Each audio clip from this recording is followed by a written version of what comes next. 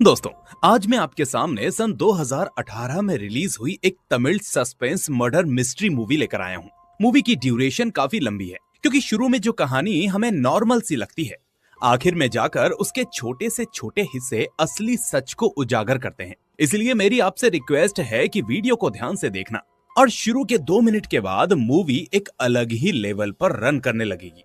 Movie का नाम आप स्क्रीन पर देख सकते हैं। अब बिना देरी किए शुरू करते हैं आज की ये एक्सप्लेनेशन। लेकिन शुरू करने से पहले इस वीडियो को लाइक और चैनल को सब्सक्राइब करना मत भूलना। तो मूवी की शुरुआत में हम शिवा नाम के एक लड़के को देखते हैं जो अपनी कार से कहीं जा रहा होता है। तभी अचानक बीच रास्ते में उसकी किसी से टक्कर हो जाती है और ये सीन यहीं पर कट हो जाता है। फिर अगले सीन में हम एक बहुत बड़ी सोसाइटी के अंदर एक पुलिस कांस्टेबल को देखते हैं। तभी उस सोसाइटी में एक लड़की आती है जो वहाँ के बच्चों के साथ खेलने लगती है। ये कांस्टेबल उसे देखकर पहली ही नजर में उससे प्यार कर बैठता है, लेकिन इससे पहले कि वो उससे कुछ बात कर पाता, उसको अपनी ड्यूटी के लिए जाना पड़ता है। फिर अगले दिन हम देखते हैं कि ये दोनों इत्तेफाकन मार्केट में एक ही जगह पर होते हैं जहां वो लड़की अपने किसी काम के सिलसिले में आई थी। अब उसे एक पेन की जरूरत पड़ती है, लेकिन उसके पास पेन नहीं होता, इसलिए वो पास खड़े लड़के से एक पेन मांगती है और हम नोटिस कर पाते हैं कि वो लड़का कोई और नहीं बल्कि वही कांस्टेबल था। अब इसी बहाने उस कांस्टेबल को मौका मिल जाता है, जिसके बाद वो उससे बातें करते हुए खुद को इंट्रोड्यूस करता है। वो उससे कहता है कि मेरा नाम राजा है और मैं एक पुलिस कांस्टेबल हूँ, जिस पर वो लड़की उससे हाथ मिलाते हुए अपना नाम रंगुस्की बताती है। जी हाँ, रंगुस्की नाम थोड़ा अजीब है, लेकिन मूवी में यही नाम है। अब वो कहती है कि हाँ, आपकी वर्दी से मैं समझ गई कि आप एक कांस्टेबल हो और मैं एक राइटर हूँ। तभी साइड में खड़ा राजा का दोस्त और कलीग भास्कर ये सुनकर कहता है कि अरे ये तो बहुत बड़ा कोइंसिडेंस है, क्योंकि राजा को भी लिखने का शौक है। हाँ, लेकिन ये सिर्फ क्राइम स्टोरीज ही लिखता है। अब ये पता चलते ही रंगुस्की कहती है, अरे वाह, मुझे भी क्राइम स्टोरीज पढ़ना बहुत ज्यादा पसंद है, तो क्या आप मुझे ऐसे ही मर्डर मिस्ट्री फाइल दे सकते हैं? तो अब राजा इसके लिए हाँ कह देता है, क्योंकि उसे वैसे भी अपनी फ्रेंडशिप रंगुस्की के साथ बढ़ानी थी। फिर इस तरह वादे के मुताबिक अगले ही दिन राजा उसे क्राइम के कुछ फाइल्स दे देता है, जिससे रंगुस्की बहुत ही खुश हो जाती है। अब इसी दरमियान दोनों की बातें और मुलाकातें लगातार बढ़ने लगती हैं। आए दिन दोनों साथ में घूमने और शॉपिंग करने जाते हैं और यहाँ तक कि कहीं आना जाना भी हो तब भी वो दोनों साथ में ही जाते हैं।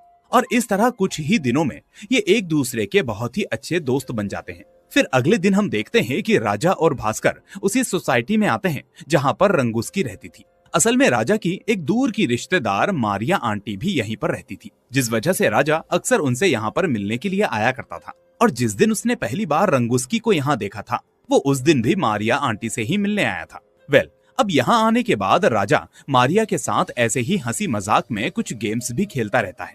इसी बीच मारिया आंटी राजा को एक बहुत ही पुराना खंजर देकर उसे रिपेयर करने के लिए कहती है, लेकिन राजा जब उस खंजर को पकड़ रहा था तो अचानक वो खंजर उसके हाथ से गिरते गिरते बचता है, लेकिन वो उसे फिर भी संभाल लेता है। तो ये देखकर मारिया आंटी कहती है कि अरे बेटा संभल कर, ये एक एंटीक पीस है, एक काम करो तुम रहने दो, मैं खुद इसे वक्त मिलने पर रिपेयर करवा लूंगी। लेकिन राजा कहता है कि नहीं नहीं आंटी, आप फिक्र मत करिए, मैं इसको ठीक करवा दूंगा। तभी मारिया आंटी कहती है कि मैं नोटिस कर रही हूँ कि आजकल तुम्हारा ध्यान एक जगह पर नहीं टिक रहा, क्योंकि तुम तो बस उसी के ख्यालों में डूबे रहते हो, है ना? तो ये सुनकर राजा थोड़ा थोड़ा शर्मा जाता है। फिर मारिया आंटी पूछती है, क्या तुमने उसे अपने दिल की बात बताई? तो राजा कहता है, अरे नहीं आंटी, अब तक नहीं, क्योंकि मुझे समझ नहीं आ रहा कि मैं अपनी बात कहाँ से शुरू करूं। आंटी, आप ही मुझे कोई आइडिया दो ना। तो मारिया कहती है कि ये तुम्हारी लड़ाई है और इसे तुम्हें ही जीतना होगा, मैं तुम्हारी कोई मदद नहीं करने वाली। और इस तरह इन बातों के बाद ये दोनों वहाँ से चले जाते हैं। अब दूसरी तरफ हम रंगुस्की को देखते हैं, जिसके दरवाजे पर कोई अनजान आदमी बुके रखकर चला जाता है और जब वो आसपास देखती है तो वहाँ कोई मौजूद नहीं होता। इसके बाद जब वो शाम को घर पर वापस आती है तो वहाँ पर उसके सामने एक गिफ्ट रखा होता है। ये देखकर अब उसे समझ में नहीं आता कि आखिर ये सब कुछ कौन कर रहा है, लेकिन तभी उसे एक नंबर से कॉल आता है। पर हम नोटिस करते हैं कि ये कॉल असल में राजा का था। वो यहाँ पर अपनी आवाज बदलकर रंगुस्की से कहता है कि मुझे तुम बहुत ज्यादा पसंद हो, इसलिए आज के बाद मुझे तुम उस राजा के साथ दिखनी नहीं चाहिए। और इतना कहकर वो फोन कट कर देता है। फिर फोन कट होते ही रंगुस्की फौरन राजा को कॉल करती है और उससे पूछती है कि तुम कहाँ पर हो। तो राजा झूठ बोलते हुए कहता है कि मैं अभी ड्यूटी पर हूँ। क्यों, बताओ क्या हुआ, बोलो क्या काम है। तो रंगुस्की उससे कहती है कि फिलहाल तुम अपना काम करो, हम कल कैफे में मिलते हैं। तो राजा भी इसके लिए ओके कह देता है। फिर दूसरे दिन हम देखते हैं कि ये दोनों एक कैफे में मिलते हैं, जहाँ राजा उसके लिए कॉफी लेने के लिए जाता है। फिर वहीं से वो दोबारा वही अनजान आदमी बनकर कॉल करता है और रंगुस्की से कहता है कि अभी भी तुम उसी के साथ घूम रही हो, जबकि मैंने तुम्हें मना किया था। देख लेना, अगले 2 मिनट के अंदर वो यहाँ से चला जाएगा और तुम उसे रोक भी नहीं पाओगी। अब राजा वापस वहाँ पर कॉफी लेकर आता है, लेकिन तभी राजा को उसके सीनियर का कॉल आता है और वो नाटक करते हुए कहता है कि मुझे अभी यहाँ से जाना होगा, कोई केस आया है, इसलिए सर मुझे बुला रहे हैं। और ऐसा कहकर वो वहाँ से चला जाता है।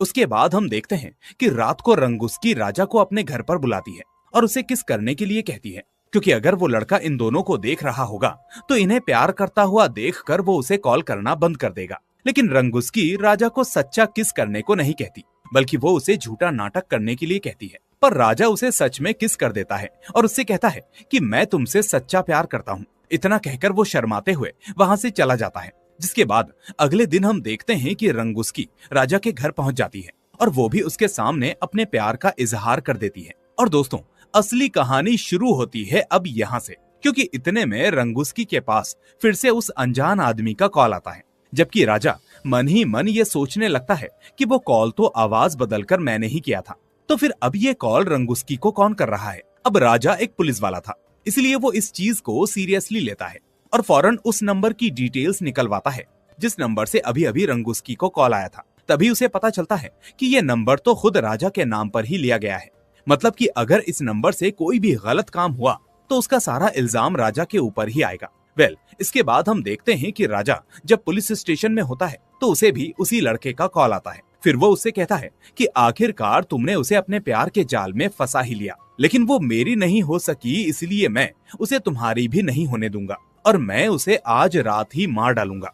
और ऐसा कहकर वो फोन कट कर देता है। अब राजा को रंगुस्की के खोने का डर लगने लगता है और समझ नहीं आता कि आखिर ये सब कौन कर रहा है, इसलिए अब वो फौरन रंगुस्की को कॉल करता है और उसे अपने घर का दरवाजा बंद करने के लिए कहता है और उसके आने तक घर से बाहर निकलने से मना कर देता है। इसके बाद हम उस सोसाइटी के वॉचमैन को देखते हैं जो इधर उधर टहलते हुए पहरा दे रहा था। फिर इतने में राजा रंगुस्की के घर पहुंच जाता है, लेकिन वो ये देखकर हैरान रह जाता है कि रंगुस्की के घर का दरवाजा ऑलरेडी खुला हुआ है। ये देखकर वो काफी घबरा जाता है और फौरन अंदर जाकर रंगुस्की को ढूंढने लगता है, लेकिन रंगुस्की उसे कहीं पर भी नहीं मिलती। इसके बाद वो गार्डन वाले एरिया में जाता है, ये सोचकर कि शायद रंगुस्की वहाँ होगी, और तभी अचानक रंगुस्की उसके सामने आकर उसे डरा देती है, जिस पर राजा उसे डांटते हुए कहता है कि मैंने तो तुम्हें दरवाजा बंद करने के लिए कहा था, फिर तुम यहाँ बाहर क्या कर रही हो। तो रंगुस्की कहती है कि मैं डोर बंद करने के लिए गई थी, लेकिन फिर मैंने सोचा कि मैं तुम्हारी बात क्यों मानूं। ये सुनकर राजा उससे कहता है कि अच्छा, अगर मैं तुम्हें दरवाजा बंद करने के लिए कहूंगा तो तुम दरवाजा खुला छोड़ोगी, तो चलो अब मैं तुम्हें कहता हूँ कि तुम अपना दरवाजा ओपन रखो। और ये सुनते ही रंगुस्की अपना दरवाजा बंद कर देती है, जिसके बाद राजा आसपास की जगह को चेक करते हुए वहाँ से चला जाता है। फिर उसके अगले दिन हम देखते हैं कि उसी सोसाइटी में पुलिस आ जाती है और यहाँ हमें एक शॉकिंग बात पता चलती है। दरअसल राजा की आंटी मारिया का किसी ने खून कर दिया था, जिसको लेकर उनके घर में इन्वेस्टिगेशन शुरू हो जाती है। इसी बीच हम राजा को घबराहट में देखते हैं और तभी उसको वहाँ टेबल पर रखा हुआ एक बिल दिखाई देता है, जिसको सभी की नजर से छुपाकर वो अपनी जेब में रख लेता है। फिर पुलिस की टीम क्राइम सीन की पूरी इन्वेस्टिगेशन करने के बाद आंटी मारिया की बॉडी को पोस्टमार्टम के लिए भेज देती है। इसके बाद इस केस के इंचार्ज इंस्पेक्टर प्रकाश सोसाइटी के सभी लोगों से पूछताछ करना शुरू करता है, जिसमें वो वॉचमैन उसे बताता है कि आज सुबह जब मैं उनके घर पेपर डालने के लिए गया था तो वहाँ मैंने मैडम की लाश देखी और लाश को देखते ही मैंने पुलिस को कॉल कर दिया। इसके बाद वहाँ की सेक्रेटरी को बुलाया जाता है और इंस्पेक्टर उससे पूछता है कि ये सोसाइटी इतनी बड़ी है, लेकिन फिर भी यहाँ के पूरे एरिया में सीसीटीवी कैमरा क्यों नहीं लगाए गए। तो सेक्रेटरी बताता है कि सर, अभी आधे एरिया में ही सीसीटीवी कैमरा लगाए गए हैं और बाकी के कैमरे भी थोड़े ही दिनों में लग जाएंगे। इसके बाद सोसाइटी में रहने वाले फोटोग्राफर को और बिजनेसमैन को बुलाया जाता है, जो उस इंस्पेक्टर को बताते हैं कि हमें इस मर्डर के बारे में कुछ भी नहीं पता। लेकिन तभी उसे सोसाइटी में रहने वाला एक आदमी बताता है कि मैंने रात को एक लाल शर्ट पहने आदमी को भागते हुए देखा था। तो इस तरह से ये सब जानकारी मिलने के बाद पुलिस वहाँ से चली जाती है। लेकिन फिर हम देखते हैं कि राजा उसी सोसाइटी के घर के अंदर चुपके से घुस जाता है। इस सोसाइटी के पिछले गेट के पास जो सीसीटीवी कैमरा लगाया गया था उसका फुटेज डिलीट कर देता है, क्योंकि उस वीडियो में वो भागकर जाता हुआ दिखाई दे रहा था, यानी जिसके बारे में अभी वो सोसाइटी वाला आदमी बात कर रहा था वो असल में राजा ही था, जिसने कल रात लाल शर्ट पहन रखी थी। अब ये सब सबूत मिटाने के बाद राजा अपने घर पर आ जाता है, लेकिन तभी उसे वापस उसी अनजान आदमी का कॉल आता है। इस बार वो राजा से कहता है कि अगर मैं उस लड़की को मारता तो मुझे कोई फायदा नहीं होता, इसलिए मैंने उस बुढ़िया को ही मार दिया ताकि उसके मर्डर का पूरा इल्जाम तुम्हारे ऊपर आ जाए। भले ही तुमने वो सेंसिटिव फुटेज डिलीट कर दिया हो, लेकिन तुम अब भी बच नहीं सकते। इस तरह राजा को धमकाते हुए वो आदमी कॉल कट कर देता है। अब इस फोन के कट होने के बाद राजा सीधे अपने दोस्त शिवा को कॉल करता है और उस लड़के का नंबर ट्रेस करके उसके लोकेशन के बारे में बताने के लिए कहता है। फिर शिवा उसे बताता है कि ये सारे कॉल्स क्लासिक मॉल के पास से किए गए हैं और लास्ट कॉल तो तुम्हारे घर के पास जो टावर है वहीं से किया गया है। अब इसके बाद कुछ दिन ऐसे ही बीत जाते हैं, लेकिन ना तो पुलिस को कोई नई लीड मिलती है और ना ही राजा को उस अनजान शख्स के बारे में कुछ पता चल पाता है, जिस वजह से पुलिस स्टेशन में सीनियर ऑफिसर इंस्पेक्टर प्रकाश को डांटने लगते हैं कि 2 हफ्ते हो गए लेकिन अभी तक खूनी पकड़ा नहीं गया, आखिर तुम लोग कर क्या रहे थे। वो आगे कहता है कि हमारे डिपार्टमेंट के लिए ये बहुत ही शर्म की बात है कि ये केस सीबीआई ऑफिसर को दे दिया गया है, इसलिए अब तुम उसी के साथ मिलकर उस किलर को ढूंढना। अब अगले दिन हम देखते हैं कि सीबीआई का स्पेशल एजेंट केके इस केस को सॉल्व करने के लिए पुलिस स्टेशन पहुंच जाता है। फिर पहले वो पुलिस के लोगों द्वारा इकट्ठा किए गए सबूतों को बारीकी से चेक करता है और उसके बाद सीधा उस सोसाइटी में पहुंच जाता है जहां मर्डर हुआ था। फिर सेक्रेटरी से पूछताछ करने पर वो बताता है कि सर, इस बंगले का मालिक अमेरिका में रहता है और मारिया यहाँ पर किराए के तौर पर रह रही थी। तो ये सुनने के बाद केके उसे वहां से जाने के लिए कहता है। इसके बाद वो मारिया के घर को बाहर से ऑब्जर्व करने लगता है कि तभी उसके दिमाग में कुछ क्लिक होता है, जिसके बाद वो एकदम से दौड़कर सोसाइटी के पिछले गेट पर पहुंच जाता है। अब वहां उसे एक सीसीटीवी कैमरा दिखाई देता है, जिसके बाद केके अपने लोगों से कहता है कि इस कैमरे के फुटेज को चेक करो। लेकिन उस फुटेज को चेक करने के बाद आखिर में उन्हें पता चल ही जाता है कि इस कैमरे से उस दिन का फुटेज किसी ने डिलीट कर दिया है। इसलिए केके की नजर में एक चीज तो साफ हो जाती है कि किलर ने ही इस फुटेज को डिलीट किया होगा। इसके बाद केके वापस मारिया के घर के अंदर आ जाता है और फिर उस क्राइम स्पॉट पर लेट जाता है। वो अपने तरीके से ये जानने की कोशिश कर रहा था कि आखिर मारिया के साथ क्या क्या हुआ होगा। और तभी हम देखते हैं कि वहां पर कांस्टेबल राजा पहुंच जाता है, क्योंकि उसे केके ने ही बुलाया था। अब केके उससे पूछता है कि तुम मारिया को अच्छे तरीके से जानते थे ना, और तुम उससे कभी कभार मिलने भी आया करते थे, क्यों? तो बताओ, तुम्हें इस मर्डर के बारे में कुछ पता है क्या मारिया ने तुम्हें कुछ बताया था? तो राजा कहता है कि नहीं सर, मुझे इसके बारे में कुछ भी नहीं पता। मैं तो उल्टा पुलिस में होकर भी अपनी आंटी के किलर को नहीं पकड़ पाया। इस बात का मुझे बहुत ही अफसोस है। अब इसी दरमियान केके को वहां पर वो पुराना खंजर दिखाई देता है जो उस दिन मारिया ने राजा को रिपेयर करने के लिए बोला था। पर उस खंजर को देखकर अचानक उसे कुछ याद आता है, इसलिए वो सीधा पुलिस स्टेशन में पहुंचकर उन फोटोज को देखने लगता है जो क्राइम सीन से लिए गए थे। फिर यहाँ उसे पता चलता है कि इन फोटोज में एक बिल दिखाई दे रहा है, लेकिन इन्वेस्टिगेशन के दौरान वो बिल किसी को भी नहीं मिला। इसके बाद केके कहता है कि इस बिल को जूम करो और ये बिल जिस भी दुकान का है उसके दुकानदार को जल्द से जल्द मेरे सामने लेकर आओ। फिर रात को हम देखते हैं कि रंगुस्की राजा से मिलने के लिए आती है, जहाँ राजा उसे अब सारा सच बता देता है कि शुरू में अनजान बंदा बनकर वही उसे कॉल कर रहा था।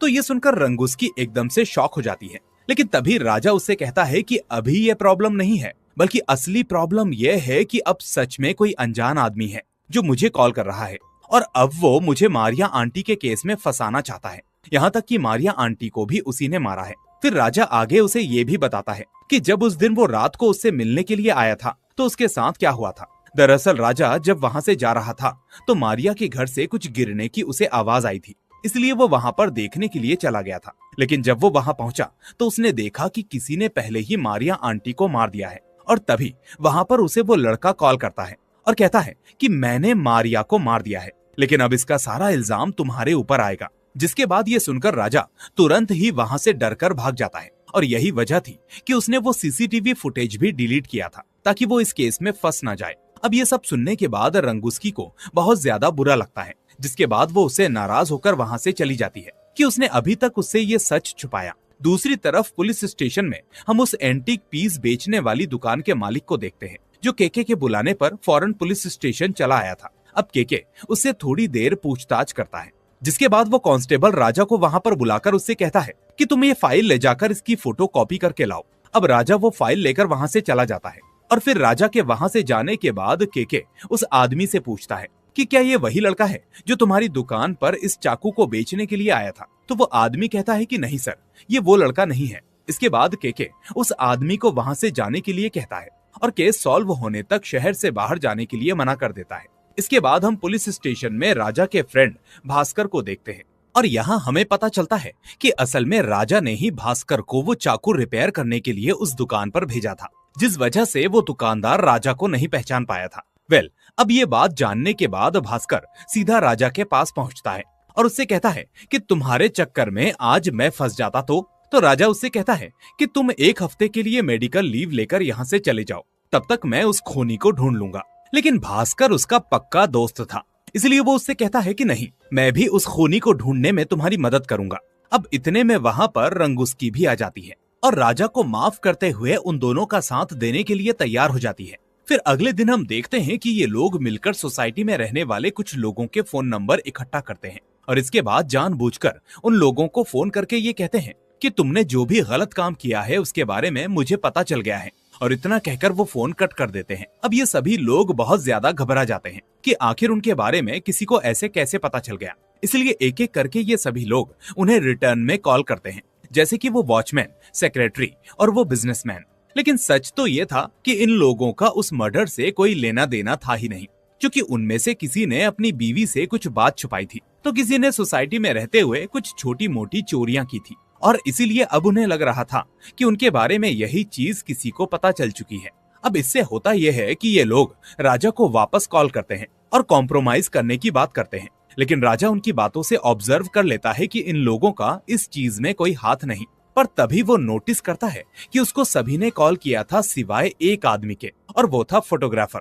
इसलिए अब राजा को उस फोटोग्राफर के ऊपर शक होने लगता है। फिर हम देखते हैं कि ये तीनों लोग चुपके से उस फोटोग्राफर के घर के अंदर घुस जाते हैं और उस फोटोग्राफर के कमरे के अंदर जाने के बाद उनकी आंखें खुली की खुली रह जाती हैं, क्योंकि वो देखते हैं कि उस फोटोग्राफर के रूम में सामने वाली पूरी दीवार पर रंगूस्की की फोटो लगी हुई थी, और साथ ही उसके कमरे की खिड़की से रंगूस्की का घर बहुत ही साफ दिखाई देता था। इसका मतलब ये था कि वो यहाँ से रंगूस्की के ऊपर नजर रखता था। अब ये पता चलते ही इन लोगों को लगने लगता है कि ये मर्डर जरूर उसी फोटोग्राफर ने किया होगा। तभी भास्कर कहता है कि हम ये इन्फॉर्मेशन केके को बता देंगे, लेकिन राजा कहता है कि अभी हमारे पास ठोस सबूत नहीं है, इसलिए हम जल्दबाजी ना करते हुए पहले उस फोटोग्राफर को पकड़ेंगे और उसके बाद ही केके के सामने पूरी सच्चाई रखेंगे। अब सीन केके पर शिफ्ट होता है, जो मारिया की बैंक डिटेल्स मांगकर उसके सभी स्टेटमेंट्स को चेक कर रहा होता है। यहाँ उसे पता चलता है कि मर्डर से एक दिन पहले मारिया ने अपने अकाउंट से 10 लाख रुपए निकाले थे, और ये पैसे तलाशी के वक्त उसके रूम में मौजूद नहीं थे। यानी उस किलर ने शायद वो 10 लाख रुपए हासिल करने के लिए ही मारिया को मार डाला होगा। उधर हम देखते हैं कि वो फोटोग्राफर राजा को कॉल करता है और कहता है कि मैं कोई खूनी नहीं हूँ, और उस रात क्या हुआ था वो मुझे पता है, इसलिए तुम मुझे फौरन एक जगह पर आकर मिलो, मैं तुम्हें सब सच सच बता दूंगा। तो इस तरह अब ये लोग वहां पर जाने के लिए निकल जाते हैं। दूसरी तरफ केके और पुलिस की टीम राजा के घर पर तलाशी लेने के लिए पहुंच जाती है, और उन्हें वहां पर वो लाल शर्ट मिल ही जाती है जिसके बारे में सोसाइटी के आदमी ने बताया था। साथ ही उन्हें वहां पर वो चाकू और 10 लाख रुपए भी मिल जाते हैं, जिससे इनकी नजर में ये साबित हो जाता है कि राजा ने ही अपनी आंटी को इन पैसों के लिए मारा होगा। लेकिन तभी उसी वक्त केके को राजा का कॉल आता है और राजा उसे एक जगह पर आने के लिए कहता है जहां वो उसे सारी सच्चाई बताएगा। फिर जब पुलिस उस जगह पर पहुंचती है तो राजा उस फोटोग्राफर के गले से चाकू निकाल रहा होता है, और ये देखकर अब पुलिस को लगता है कि राजा ने ही उस फोटोग्राफर को मार डाला है। अब राजा केके को सच बताने की कोशिश करता है कि मैंने कुछ नहीं किया, लेकिन इतने में केके और बाकी पुलिस वाले उसको गिरफ्तार कर लेते हैं और उसकी किसी भी बात पर भरोसा नहीं करते। इसके बाद ये लोग उसे पकड़कर पुलिस स्टेशन ले जाते हैं, जहां केके उससे कर्राई से पूछताछ करता है और कहता है कि राजा, अब तुम्हारा खेल खत्म हो चुका है, इसलिए अच्छा होगा कि तुम मुझे सब सच सच बता दो कि उस दिन मारिया के घर पर क्या हुआ था। फिर राजा उसे बताता है कि उस दिन जब वो मारिया के घर गया था तो उसने देखा कि मारिया को किसी ने पहले से ही मार दिया है, और तभी सेम मोमेंट पर उसने मारिया के घर से एक लाल शर्ट पहने हुए आदमी को भागते हुए भी देखा था। फिर राजा ने उसका पीछा किया, लेकिन इतने में वो आदमी उसको चकमा देते हुए अपनी कार लेकर वहां से भाग गया। और इसके बाद राजा जब उस फोटोग्राफर से मिलने के लिए गया तो उसे भी किसी ने पहले से ही मार दिया था जब तक कि राजा उसके पास पहुंचता। अब ये सुनकर केके राजा से कहता है कि तुम्हारे हिसाब से कोई तुम्हें पहले से ही धमका रहा है, और मारिया का खून करके तुम्हें उसके मर्डर केस में फंसाने की कोशिश कर रहा है ना? लेकिन मुझे एक बात बताओ कि आखिर कोई ऐसा क्यों करेगा? तो राजा कहता है कि मुझे भी पता नहीं सर। हालांकि फिलहाल केके को राजा की बातों पर यकीन नहीं हो रहा था, लेकिन तभी वहां पर इंस्पेक्टर प्रकाश आता है और केके से कहता है कि सर, मुझे बस आज रात दे दीजिए, मैं इसको 3rd डिग्री देकर सारा सच उगलवा लूंगा। तो अब केके भी इसके लिए मान जाता है और वहां से चला जाता है। पर उसके जाते ही इंस्पेक्टर प्रकाश राजा से कहता है कि देखो, मैं तुम्हें नहीं मारूंगा, लेकिन तुम्हें अपना जुर्म कबूल करना होगा। इसलिए इससे पहले कि मैं तुम्हें मार मार कर तुम्हारी हड्डी पसली एक कर दूं, तुम अपनी गलती मान लो, यही तुम्हारे लिए सही होगा। अब बेचारे राजा के पास कोई और ऑप्शन नहीं था, इसलिए वो भी इसके लिए मान जाता है। ये सुनकर इंस्पेक्टर प्रकाश बहुत ज्यादा खुश हो जाता है कि आखिर उसने खूनी को पकड़ लिया, जिस वजह से वो थोड़ा रिलैक्स होकर बाहर चला जाता है। लेकिन इसी मौके का फायदा उठाते हुए राजा पुलिस स्टेशन के पिछले दरवाजे से भाग जाता है। एक तो वो यहीं पर काम करता था और उसे सारे दरवाजों के बारे में पहले से ही पता था और वो जानता था कि उसे वहां से भागना ही होगा, नहीं तो उसे ही दोषी बना दिया जाएगा। लेकिन जब केके को ये बात पता चलती है तो वो इंस्पेक्टर प्रकाश के ऊपर बहुत ज्यादा भड़क जाता है। फिर हम देखते हैं कि पुलिस की सभी टीम राजा को ढूंढने में लग जाती है, क्योंकि ये केस ऑलरेडी बहुत ज्यादा हाइप पर था। सीबीआई इसमें शामिल थी, इसलिए अब आरोपी का भाग जाना एक बार फिर से पुलिसिया लापरवाही को जग जाहिर कर रहा था। अब पुलिस ढूंढते ढूंढते एक दूसरे इलाके में पहुंचती है कि क्या आप लोगों ने इन लोगों को देखा है? तो वो पुलिस वाले कहते हैं कि नहीं सर, हमने इन लोगों को नहीं देखा। लेकिन तभी पुलिस के वहां जाने के बाद हम देखते हैं कि राजा, रंगुस्की और भास्कर वहीं पर छुपे हुए थे। इसके बाद राजा को याद आता है कि उसने किलर के हाथ पर क्रॉस का निशान और 832 नंबर लिखा हुआ देखा था। अब इस 832 का मतलब निकालने के बाद उन्हें पता चलता है कि ये एक खास तरह की बाइबल का नंबर है। और तभी राजा को क्लिक होता है कि उस दिन वो खूनी अपनी ब्लैक कार लेकर भागा था, इसलिए हो सकता है कि उसकी कार का नंबर 832 हो। अब ये लीड मिलते ही वो फौरन अपने दोस्त शिवा को कॉल करता है और इस नंबर की सारी डिटेल्स निकलवाने के लिए कहता है। फिर अगले दिन हम देखते हैं कि शिवा भास्कर को उस कार की डिटेल्स दे देता है, जिससे उन्हें पता चलता है कि वो कार जॉन नाम के एक लड़के के नाम पर रजिस्टर है। इसलिए अब ये लोग फौरन जॉन के घर पहुंच जाते हैं और जॉन को सीधा किडनैप करके एक गोडाउन में ले जाते हैं। फिर राजा उसके बयान का वीडियो रिकॉर्ड करते हुए उससे पूछता है कि बोलो, ये सब तुमने किस लिए किया? तो जॉन बताता है कि एक आदमी ने मुझसे कहा था कि मैं मारिया को ढूंढूं और उसके पास जो वुडन बुक B42 बाइबल है वो उसे लाकर दे दूं, जिसके बदले में वो मुझे 50 लाख रुपए देगा।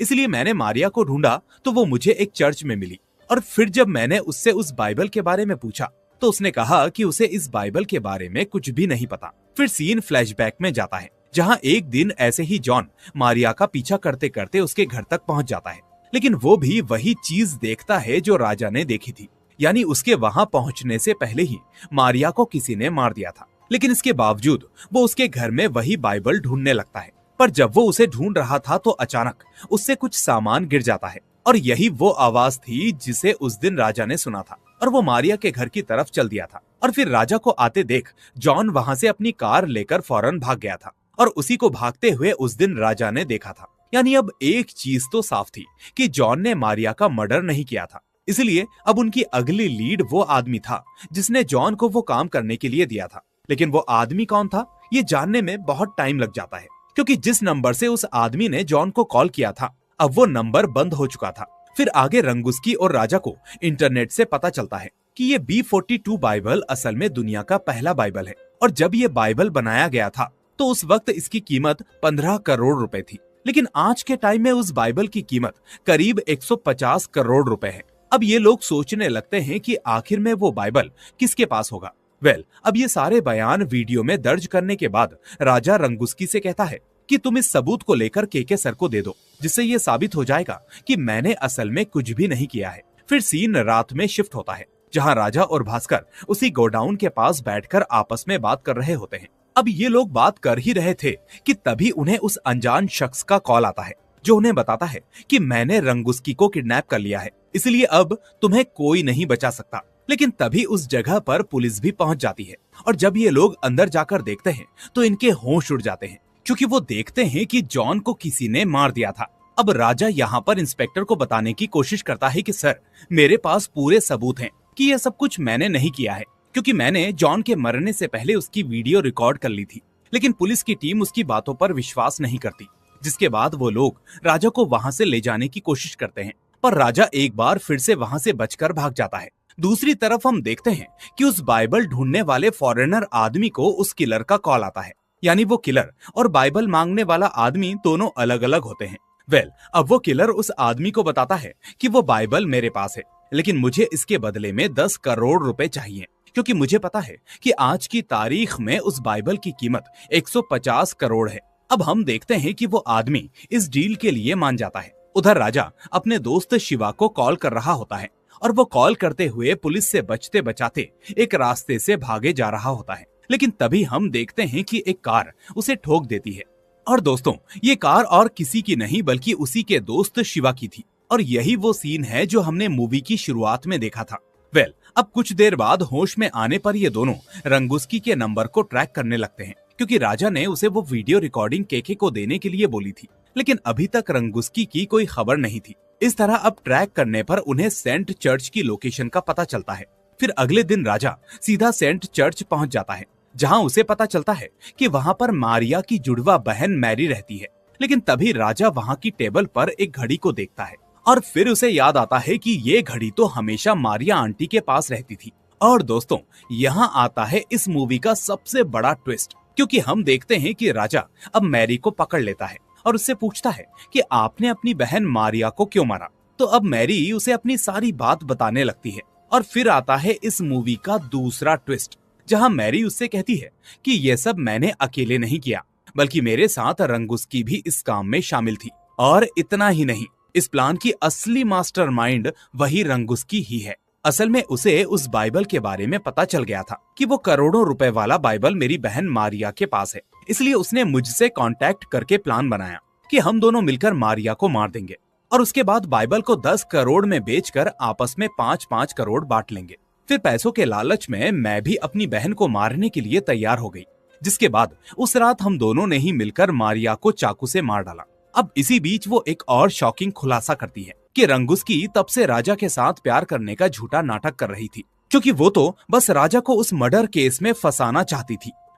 अब सारी बातें सुनने के बाद राजा के तो होश ही उड़ जाते हैं। आगे उसे पता चलता है कि रंगुस्की ने राजा की एआई वॉइस बना ली थी, जिसके जरिए वो राजा के सामने ही झूठे कॉल्स करती थी ताकि वो उस केस में फंस जाए। साथ ही उस फोटोग्राफर और जॉन को रंगुस्की ने ही मारा था, क्योंकि उनके जरिए उसके राज खुल सकते थे। खैर, इसके बाद हम देखते हैं कि रंगुस्की उन फॉरेनर लोगों से डील करने के लिए पहुंच जाती है और आखिरकार उन्हें वो बाइबल देकर पूरे 10 करोड़ रुपए ले लेती है। इसके बाद वो फॉरेनर लोग वहां से चले जाते हैं और अब रंगुस्की भी वहां से जा ही रही होती है कि तभी राजा और पुलिस की टीम वहां पर पहुंच जाती है। फिर पुलिस को देखकर रंगुस्की वहां से भागने लगती है, लेकिन इतने में केके रंगुस्की पर शूट कर देता है। अब रंगुस्की को मरता हुआ देखकर राजा उसके पास जाकर रोने लगता है, जिसके बाद रंगुस्की अपनी गलती का रियलाइज करते हुए आखिर में अपना दम तोड़ देती है। और इसी के साथ ये मूवी यहीं पर एंड हो जाती है। दोस्तों, आगे बढ़ने से पहले वीडियो को हाइप करना मत भूलना और साथ ही इस वीडियो को लाइक करके अपने दोस्तों के साथ इसे शेयर कर देना। लेकिन अगर नए हो तो इस चैनल को सब्सक्राइब करके बेल आइकन को दबा देना, ताकि कोई भी वीडियो आपसे मिस ना हो। अब मैं मिलूंगा आपसे अगली ऐसी ही वीडियो में। Till then, take care and thanks for watching.